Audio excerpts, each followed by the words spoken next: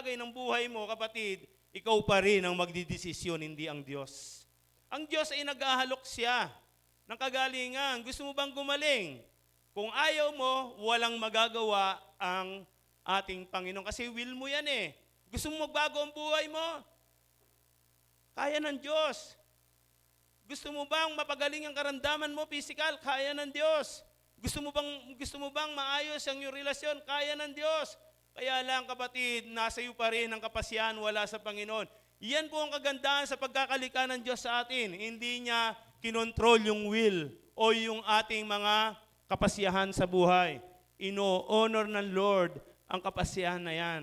Nasa iyo ngayong taon na ito, kapatid, kapag sinyer ko sa inyo ito, nasa iyo pa rin kamay ang pagbabago ng iyong buhay o pagbabago ng iyong business o pagbabago ng iyong pamilya. Sigit sa lahat, personal sa atin. Amen? Gusto mo mabago? Gusto magamit ka ng Lord? Ang tanong sa atin, ang tanong ng Lord yan, do you want to be made well this year? Gusto mo bang gumaling itong taon na ito? Sino ang gusto? Yung iba ayaw? Kapatid, tandaan natin, nasa atin pa rin. Sabi nga, nasa Diyos ang awa, nasa tao ang gawa. Kumilos ka rin, hindi lang ang Panginoon. Matagal na tayong gustong tulungan ng Diyos. Matagal nang gustong kumilos ng Diyos sa ating mga buhay, kapatid. Kaya nga papansinin natin, nakaraang taon, marami tayong mga dapat na ginagawa na ito hindi nagagawa. Dahil bakit? Minsan, hindi ang Diyos ang nasusunod, tayo ang nasusunod. Bakit maraming karamdaman na dumadaan sa tao? Kasi bakit, kapatid? Ang karamdaman na yan ay hindi yan galing sa Diyos, minsan sa mga desisyon po natin na yan. Kaya nga po maraming mga mananampalataya na dumadaan sa karamdaman dahil imbis na sundin ang kalooban ng Diyos, hindi po nila nasusunod ang kalooban ng Panginoon. Gusto mong umasenso, umangat ang buhay mo, ngunit hindi mo naman ginagawa ang kalooban ng Panginoon. Kapatid, yan ang dahilan nitong lalaking ito, 38 years na kung saan nagbabantay, wala man lang tumulong. Kapatid, maliban sa paningin ni Jesus, nakita siya. Hindi niya tinanong na pagagalingin kita sa karamdaman mo, ano ba karamdaman mo? Ang sabi niya, gusto mo ba? Ang laging tanong ng Lord, tumatanim ito sa ating mga puso, itong mga tanang na to, na kung saan itong bagong taon na ito, kapatid, tinatanong ka ng Lord mula sa iyong isip at puso, gusto mo bang gumaling sa kalagayan mo? Gusto mo bang gumaling sa sitwasyon ng iyong buhay? Tama po ba? Sapagkat marami po tayong dinahanan mga nakaraan na sakit. No? Kaya binanggit po kanina rito. Tandaan po natin, sa John chapter 5 verse 19, makikita po natin ang lalaking 38 years, no? Na may sakit, matagal na po siyang naghihintay ng himala, ngunit parang walang nangyari. Isang araw dumaan si Jesus diyan, nagtanong, isang napakahalagang tanong na gayon din ang ating maririnig ngayon. Ang sabi po diyan, do you want to be made well? Sabi, ibig mo bang gumaling, kapatid? Ang Diyos, walang imposible po sa ating Panginoon. Kaya nga po yung awit natin kanina, di ba? Sabi po ba, no, ang ganda ng awit natin, walang ibang pangalan, no? Pangalan mo, wala kang ibang tatawaging pangalan, kundi ang pangalan ng Panginoong Jesucristo. Naalala niyo po ba si Bartimeo? No? Na isang bulag. Tama po ba na laging nasa simbahan, nangingi ng limos. Ngunit sang araw, dumaan ang Panginoon din doon. Narinig niya yung pangalan. Amen? Tinawag niya ang kanyang pangalan. Nung tinawag niya ang pangalan, pinipigilan pa nga po siya, pero hindi siya nagpapigil dahil alam niya ang Panginoon ang siyang lunas ng kanyang karamdaman. Hindi po siya tumigil sa pakakatawag. Sabi niya, Jesus, anak ni David, tulungan niyo po ako. Narinig ni Jesus yon. Huwag niyo siyang adlangan lumapit sa akin.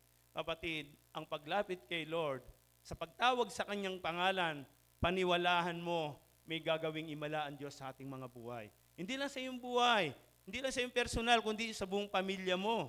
Tama po ba? Sapagkat, sabi niya, wala tayong ibang tatawaging pangalan kundi ang pangalan niya. Bakit? Sapagkat siya ang pinagmumulan lahat ng pangangailangan mo sa buhay. Siya ang solusyon sa lahat ng aspeto ng ating mga buhay. Wala pong iba na makakatulong po sa atin. Amen? Hindi po yung tao, kapag tinawag mo yung pangalan ng tao, wala pong magagawa sa iyan. Amen? Bilang mananampalataya, ang pangalan lamang ng ating Panginoong Jesucristo binigay sa silong ng langit sa ikaliligtas lahat ng tao. Palakpakan po natin ang ating Panginoon. Tandaan po natin, hindi po ito simpleng tanong, ito po ay tanong na umahamon sa puso po natin. Tandaan po natin yan, no? Pananampalataya at desisyon ng tao. Yan po yung sinasabi ko sa inyo kanina, kailangan po yung pananampalataya at desisyon ng tao. No? Ngayong taon po, tinatanong din tayo ng Panginoon, gusto po ba natin talagang gumaling? Sabihin mo sa katabi mo, gusto mo bang pagalingin ka ng Panginoon? Ano sabi? Ito'y kagalingan na libre, galing sa Diyos. Hindi po ito kayang bayaran ng anuman. Amen, hindi kaya ng doktor ito. No? Walang ibang doktor na pwedeng magpagaling ng ating espiritual, kundi ang ating Panginoong Jesucristo. Kapatid, marami man tayong dinaanan noong nakaraan, nasaktan tayo, nasugatan tayo, nabasted ka man, ano man mga nangyari sa iyo, no? Merong tao na nakasakit ng damdamin mo, kapatid. Ito na yung time para ikaw ay maghilom. Pagpatawad, tama po ba? At ito ay tanggapin natin na may pasasalamat sa ating Panginoon.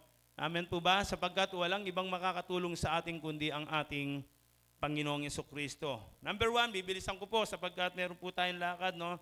Meron po tayong anointing sa ating main. So palakpakan natin muli ang Panginoon. Number 1, ang ating point ng ating sermon ngayon na outline ay number 1, may mga taong matagal ng sugatan. Sino yung mga matagal na sugatan hanggang ngayon? Meron ka pa rin damdamin, hindi ka makalaya, hindi ka makapagpatawad. Sino po yung mga sugatan dito? Meron pa ba? O nahil na tayo dyan? No? Ito pong 38 years po siyang may sakit, no? Ito yung simbolo ng matagal ng paghihirap. Kaya kung meron tayong spiritual o hindi tayo nagpapatawad, kapatid, matagal ka nang hindi nagpapatawad, ito na yung time, dapat makalaya ka sa sitwasyon ng kalagayan mo kasi hindi ito makakabuti sa ating pangangatawan. Higit sa lahat, hindi ito makakabuti sa ating paglilingkod. Tama po ba? Itong taong ito na 38 years po siyang may sakit, ito yung simbolo ng matagal na paghirap, no? May mga mananampalataya po na matagal nang nasasakta, matagal na kung saan nasasaktan, nadidismaya, na-stuck sa kasalanan o takot, hindi po adlang kay Jesus ang tagal ng ating problema katulad ng isang lalaki. Tandaan po natin, may mga mananampalataya na matagal nang nasasaktan, na ulit-ulit na nasasaktan. Kapatid, mamaya meron tayong prayer mamaya dyan at atin pong isusuko at ilalapit sa Panginoon niya, no? Yung nadidismaya, ano ba sa ano yung nadidismaya? Parang, Ano? Nadidisappointed tayo. Amen po ba, kapatid? Ito yung kalalagayan ng mga tao, nadidismaya, nadidisappoint tayo sa mga sitwasyon na ating mga pamumuhay. Amen po ba? Sabi po dyan na stuck sa kasalanan o takot. Maraming mananampalataya na ito yung nagiging dahilan talaga, yung pag sinabing stuck. Yung dapat na ikaw ay kagamit-gamit na. Dapat ay ikaw ay ginagamit. Sino yung mga tagal na mga Kristiyano rito? Taas yung kamay. Amen. Kapatid ko kay Kristo, ito yung nagiging dahilan, no, na maraming na-stuck na mga Kristiyano, namumuhay pa rin sa kasalanan, namumuhay pa rin sa takot. Kaya sabihin mo sa kapatid mo, malaya na ako sa kasalanan.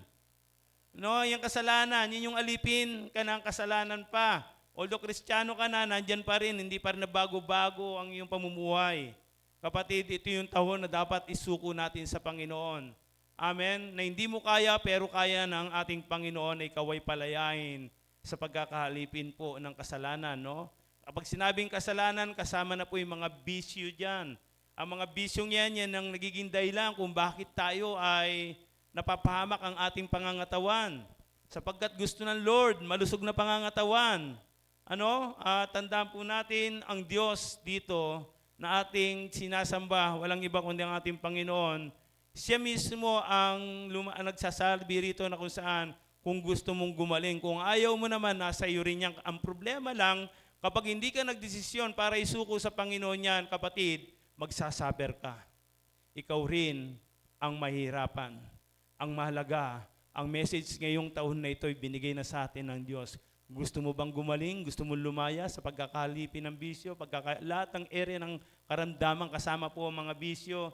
Yung mga sakit dyan, yung sakit na spiritual kasama po yan. Kapatid, nasa atin po ang desisyon, wala po sa Diyos. Pero ang Panginoon naman hindi siya malupit na Diyos para ikaw ay pilitin. No? Maging ang pastor nyo, hindi kayo. Ngayon, nasa atin po yan. Amen po ba? Sapagkat tandaan po natin kung ano ang yung tinatanim, ano yung ginagawa, ito'y merong consequence sa katawan po natin. Kaya ayaw ng Diyos na ikaw ay taon na ito ay dumahan sa sitwasyong banig ng karamdaman, ngayon pa lamang isuko mo na sa Panginoon. Yung takot po, takot maglingkod, takot sa lahat ng area, kapatid, dapat tayo lumaya po diyan. Sapagkat tandaan po natin, ang takot hindi galing sa Diyos. Ang binibigay lang ng takot yan, yung fear of God. Takot sa Diyos, hindi po takot sa mga bagay na dinadaanan natin, kapatid. Kaya sabihin mo sa katabi mo, tapikin mo, kung tatakot, kay Kristo lang, sa Diyos lang ako tatakot. Yung iba, sabi nga, nagkalabitay nga sa'yo, kung tatakot kay ka. Tandaan natin, sa Diyos lang. Amen. Siyempre, tandaan po natin na, although may mga, tandaan po natin, tama po ba? Meron bang pinabayaan ng Diyos dito itong taon na to? Itong nakaraang taon, may pinabayaan ba ang Lord? O, tandaan nyo kapatid, pag sinabing takot, ito, para makita nyo. Minsan takot tayo. Ano yung takot minsan? Sa totoo lang, yung paninindigan mo sa Panginoon, dapat yan ay panindigan mo na may tapang. Hindi ka dapat matakot sa mga, kasi sabi nga ng Bible, huwag kang matakot sa gagawin ng tao, matakot ka sa Panginoon. Tama po ba? Kasi mas inaano ng tao yung yung takot nila, yung sasabihin ng tao. Pero yung hindi ka natatakot, dapat matakot ka sa Diyos. Hindi ka matakot sa sasabihin ng tao sapagkat tandaan po natin, dapat ang mga taong hindi takot, ipinaglalaban ang Diyos sa kanilang mga buhay. Amen po ba? Kapatid, kapag gumakbang ka, itong taon na ito, paniwalahan mo. Amen? Maniwala ka, ang Diyos ay hindi mahirap. No? Kaya sabi, hindi po lang kay Jesus ang tagal ng ating problema. Kung may problema ka mang dinadahan ng kapatid, walang ibang solusyon kundi ang ating Panginoong Jesucristo lang. Amen po ba? Sapagkat walang ibang makapag-aayos ng sitwasyon ng problema ng tao kundi ang ating Panginoong Jesucristo. Ang application po, nandiyan ang application diyan, nakalista, sabi niya, hindi po basihan ang tagal ng problema kung hindi tayo kayang baguhin ng Diyos. Kapatid, tandaan po natin, kaya tayong baguhin ng Diyos. Tama po ba? Desisyon lang yan, sabihin mo. Desisyon lang iyan. Number 2, ang tanong ni Jesus ay tumatagos sa kaibuturan ng puso. Kaya sabi, ang tanong ni Jesus ay tumatagos sa puso, sabi sa verse 6, ano? Ano sabi sa verse 6? Pakilagay mo nga, bro. Verse 6, ay sister, ay nakakuha. Okay, Sister Rhea, sige po, pakiano verse 6. Sabi niyan, verse 6 ba yan? Verse 6 lang, verse 6. Ayun, nakita siya ni Jesus at alam niyang matagal nang may sakit ang lalaki, kaya tinanong niya ito, gusto mo bang gumaling? Yan ang tanong ni Jesus sa lalaki. Ikaw na ngayon na tinatanong ng Panginoong Jesucristo, gusto mo bang gumaling sa kasinungalingan, sa bisyo, saan ba? Marami tayong dapat iyan ang karamdaman eh. Amen po ba? Karamdamang espiritual, sa bisyo, kasinungalingan, chismis, ano pa? Marami po na kung saan na dapat tayong idulog sa ating Panginoon na gusto nating gumaling. No? Na hindi kaya ng doktor pero kaya ng Diyos. Amen po ba? Sino gustong gumaling ang kanyang bulsa rito? Pagbulusan, daming amen. So marami pong ibig sabihin ng karamdaman sa atin. Karamdaman sa panalapi, karamdaman sa katawan, karamdaman sa lahat ng area ng ating buhay. Tandaan po natin ito, ang tanong ni Jesus ay tumatagos sa puso. Gusto mo bang gumaling sa tahong ito? Pumalakpak nga po. Hindi niya tinanong, no? Sabi nga dyan, no? Pag tingnan natin, hindi po niya tinanong ni Jesus kung kaya niya. No? Hindi tinanong ni Jesus kung tinatanong niya kung gusto natin. Amen po ba? Ang sabi niya diyan ay makikita po natin, hindi po tinanong ni Jesus kung kaya niya. Tinanong niya kung gusto natin. Gusto ba natin? Amen po ba? Minsan, dito po natin nakikita, tandaan niya, kung gusto natin ay gusto rin ng Panginoon. Tama din po ba? So minsan po ay nasasanay na tayo sa ating kalalagayan. Alam niyo po ba yung nasasanay na tayo sa ating kalalagayan? Na okay lang ako, ayos lang ako. Pero diyan, tandaan po natin, minsan nagiging kasanayan na po natin ang mga bagay na yan. Kapatid, huwag mong ayan, maging kasanayan mo ang mga bagay na yan na siya magdudulot ng kapamakan sa ating buhay. Tama po ba? Sabi po diyan na kung saan ay tandaan natin ang lahat ng mga bagay na nagiging karamdaman o sakit ng tao ay walang iba kundi yung nasanay sa sakit. Sino ba yung mga nasanay sa sakit? Amen. Dati ganyan tayo, no? Kahit na may damdamin ka, okay lang. Nasanay ka na, nasasaktan ka lagi. Mali po yun. Kapag nasasanay tayo, nasasaktan tayo lagi, nakakala mo okay lang. Pero pagdating ng panahon, lumalabas po yan. Parang peklat po yan. Kapag ka nasugat na hindi nag-ilom, isang araw, pag nakantiyan, aray ko. Amen? So tandaan po natin yan, no? Nasasanay sa kasalanan. Amen? Nasasanay po ang tao sa kasalanan. Yan po yung na kung saan ay gusto ng Panginoon na pagalingin sa atin. Nasasanay lagi sa pagkatalo. Lagi tayong talo ng kapatid. Huwag mong ayahan. Ang mga bagay na ito ay kasanayan po natin. Kapatid, dapat makita po natin ang mga bagay na ito na maidulog natin, mailapit natin sa Panginoon, mga kapatid ko kay Kristo. May mga pagpapala po na hindi dumarating dahil ayaw nating bitawan ang dati. Amen? So application nito, may mga pagpapala na hindi dumarating dahil ayaw nating bitawan ang dati nating pamumuhay. Amen po ba? Sinong gusto ng blessing dito? Sabihin mo sa katabi mo, bitawan mo na ang dapat bitawan. Na hindi ito makakatulong sa ating mga buhay. Amen? Itong taon na ito, dapat kang magdesisyon kasi free will mo yan. Kapasyahan mo yan. Kapatid, para makakilos ang blessing ng Panginoon sa buhay mo, sa pamilya mo, sa paglilingkod mo, dapat mong bitawan ng dapat bitawan. Hindi na ako magse-cellphone, hindi na ako magpupuyat. Tama? Hindi na ako lalaban sa aking mga magulang, hindi na ako sisigaw. Amen? Yung mga bagay na yan na dapat nating makita na dapat hindi na ito ginagawa. Kaya sabihin mo uli sa katabi mo, bitawan na natin ang dapat bitawan. Kasi kapag di natin binitawan ang mga bagay na yan, kapatid, yan ay makakasanayan mo na lang. Amen? Na walang nagiging kabuluhan ng ating pamumuhay. Pero dito napakaganda po niya na kung saan nakasanayan sa sakit, no? Okay lang yung sumasakit ng yun. Huwag nating sanayin na tayo may sakit. Tama? Huwag natin sanayin na tayo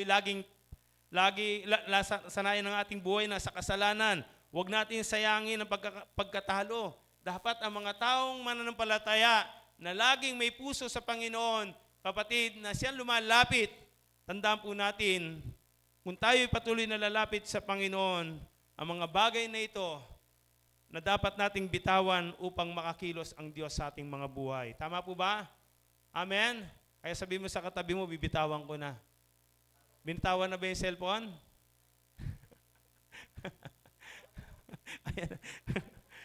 So, hindi lamang po cellphone, yung mga bagay, nakakala nyo, masarap.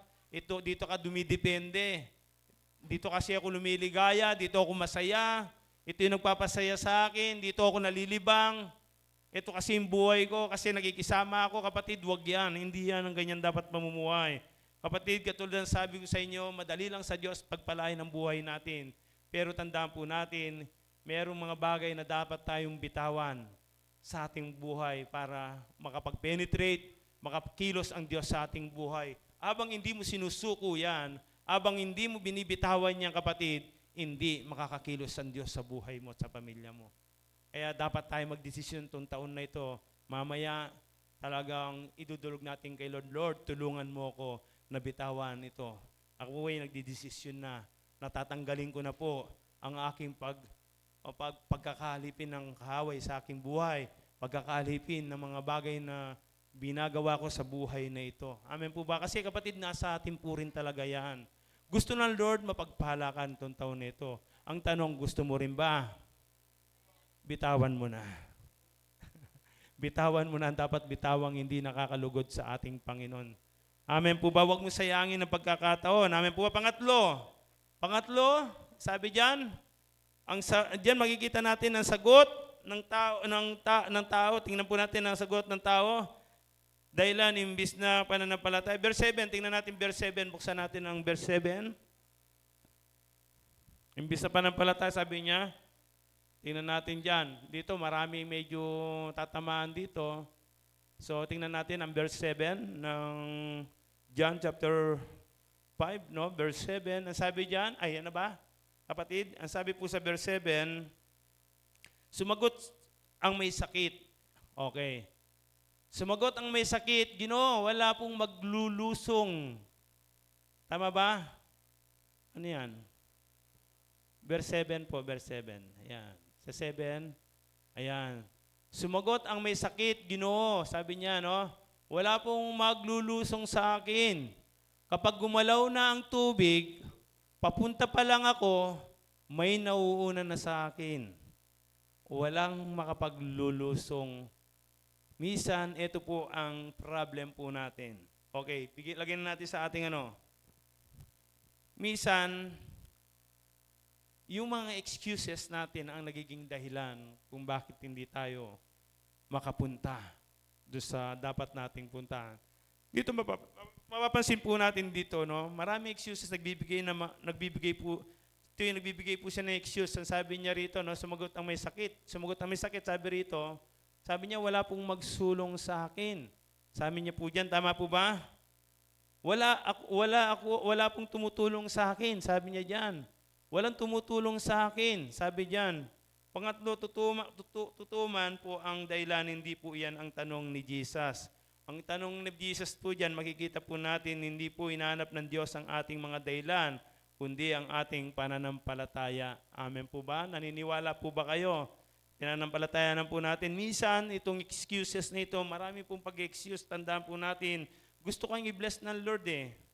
Kaya lang yung mga excuses, marami tayong mga excuses sa ating pamumuhay. Marami tayong mga dahilan kung bakit hindi tayo makasulong o makaabante sa paglilingkod.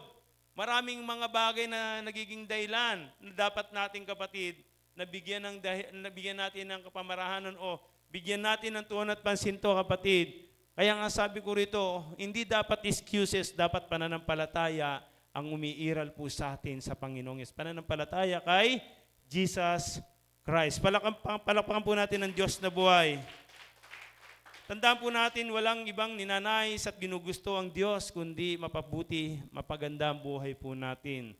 Kung mayroong mga bagay na pinaalis ng Diyos at inaayos, kapatid, ipaayos natin at ibigay na sa kamay ng Panginoon.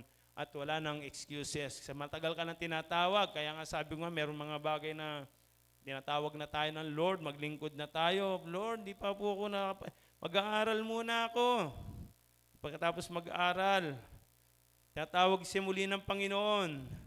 Lord, magtatrabaho muna ako. Mga excuses, ibang-ibang klaseng excuses ang binabanggit ang mga binabanggit natin minsan, katulad nitong lalaking ito na may karamdaman, no?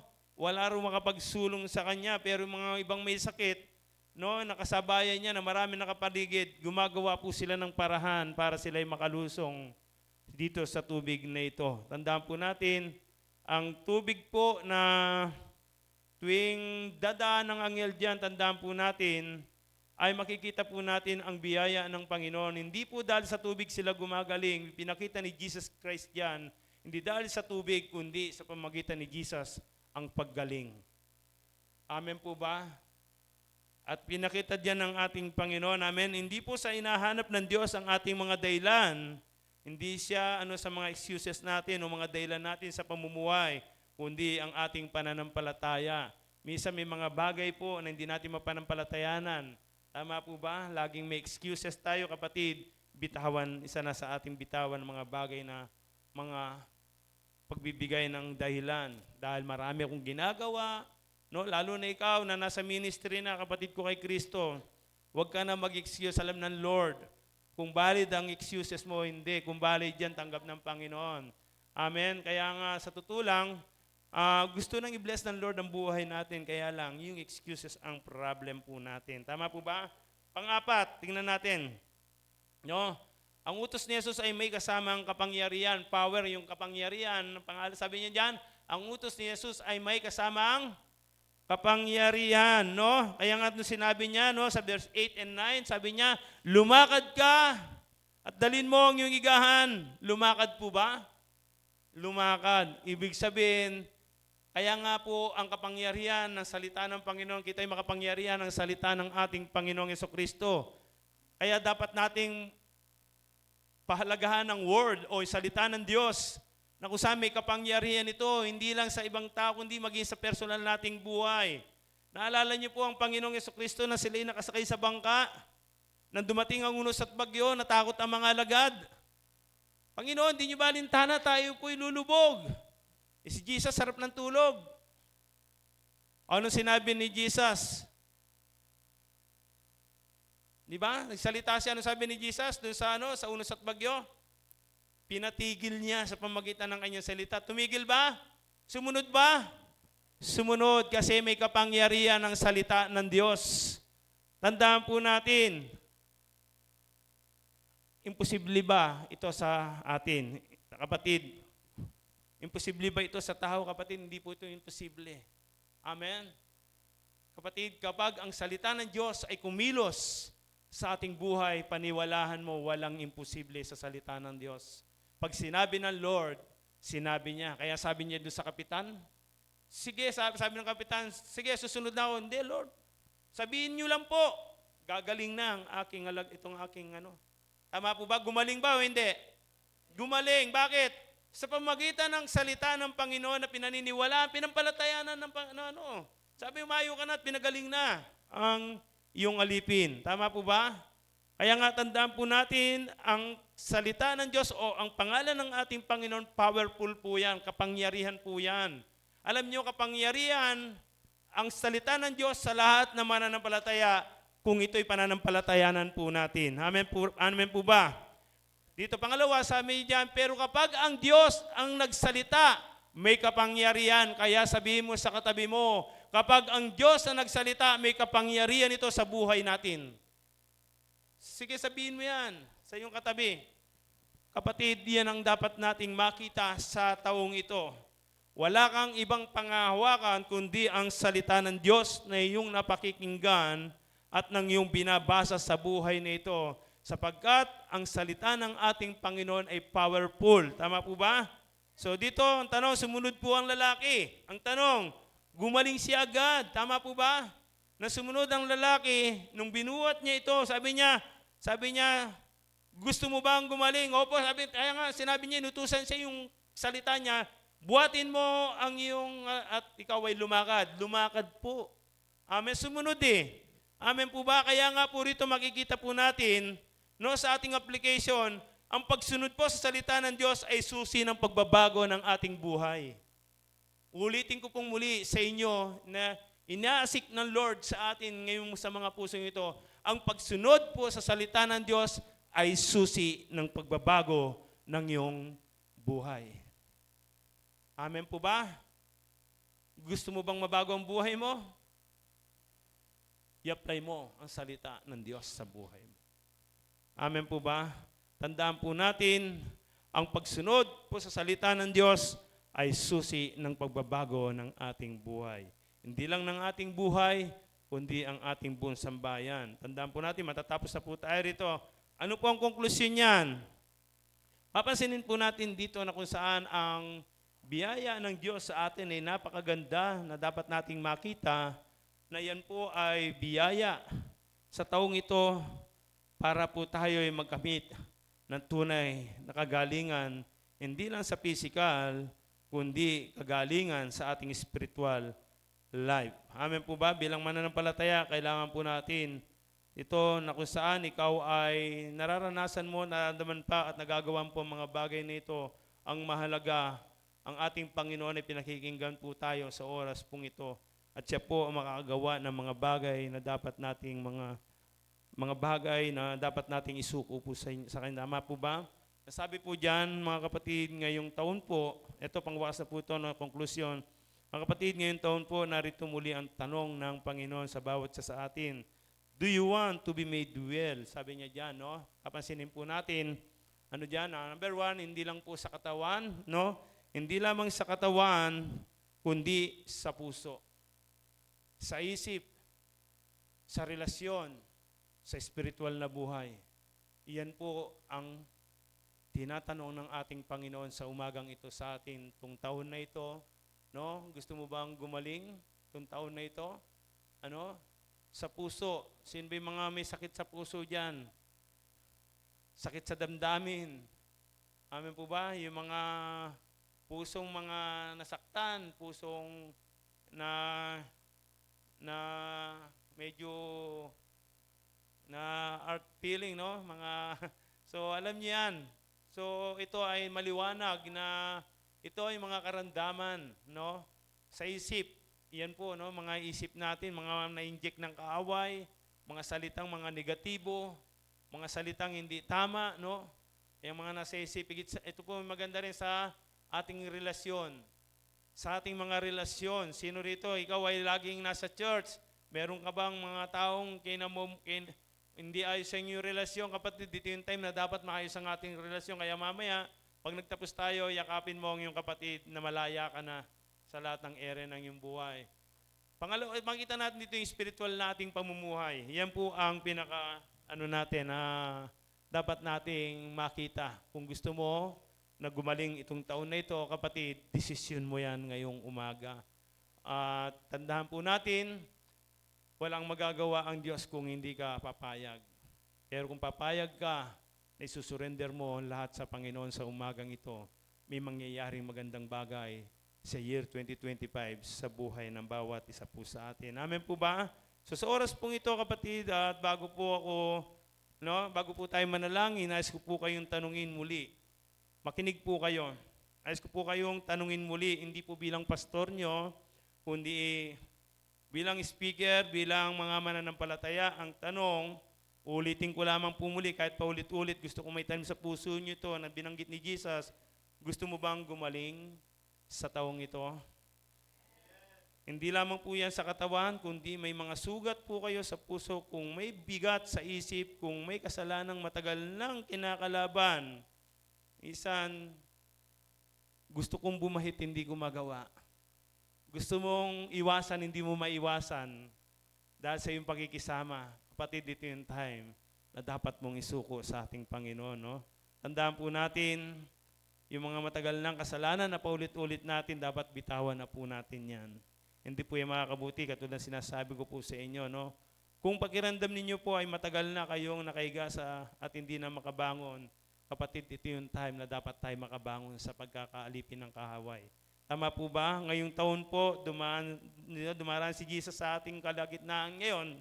Tandaan po natin, gaya ng ginawa niya sa Bethesda na hindi po siya naghahanap ng perpektong tao, kundi pusong andang sumunod, pusong andang magpabago ng kanyang buhay. Tandaan po natin, kung kayo po ay naghahangad ng bagong simula, gustong maranasan ng kagalingan ng Diyos, andang bitawan ang dating buhay at manalig tayo po sa ating Panginoon. Niya siya pong may kakayanan na magbago po ng ating buhay. Ngayon po, kayo po ay inayaan ko po kayo, kung gusto niyo po lumapit po kayo dito sa harapan, tayo po yung mananalangin, tandaan po natin, inayaan ko po kayo noon, tumalis dito sa harapan, sa altar ko bilang tanda ng inyong pananampalataya. Hindi po ito kaiyan, ito po ay yakbang ng pagsunod natin sa Panginoon sa umagang ito. Tandaan po natin, no, habang tayo lumalapit, no, habang tayo kumaawit at kayo lumalapit, tandaan po natin, alalahanin niyo kapag sinabi ng Panginoon na tumayo ka, may kapangyarihan ng kanyang salita. Tama po ba? Tumayo ka, sumunod ka sa ating Panginoon. Tayo po lahat ay tumayo at paniwalaan po natin, wala pong ibang ninanais ang Panginoon, kundi mapabuti ka ngayong taon nito. Kung handa po tayong sumunod, tumayo at iwan ang dating higaan at ng ating kainan, makakaranas po tayo ng tunay na kagalingan sa ating Panginoon. Paniwalahan niyo po, ang salita ng Diyos ay may kapangyarihan sa bawat buhay po natin. At ito po ay magbaatid po sa atin ng biyaya sa taon pong ito na siya pong magiging agapay natin, walang iba kundi ang salita ng Panginoon. Sige po, tayo po yung magpahawit. Asan po yung ating mga worship team? Okay. At yung pong ating breaking of the bread, no? At i-prepare na. Okay. Sige, mamaya na yan, magpe-pray muna tayo. At prepare nyo lang, tayo po ay mananalangin ngayon sa ating Panginoong Diyos. Hallelujah. Panginoon, naririto po kami sa iyong harapan sa umagang ito, Panginoon. Na paniniwalahan po namin ang taong ito, Panginoon, ay gusto mo ang buhay namin ay may bless, mapagpala po sa aming paglalakbay sa buong 2026. Panginoon, ngayon po ay narito kami sa iyong harapan at patuloy na humingi ng gabay at patnubay niyo po sa amin. Lord, amin din pong isusuko ang lahat ng bagay na meron kami ngayon na dapat namin bitawan upang kami makakilos sa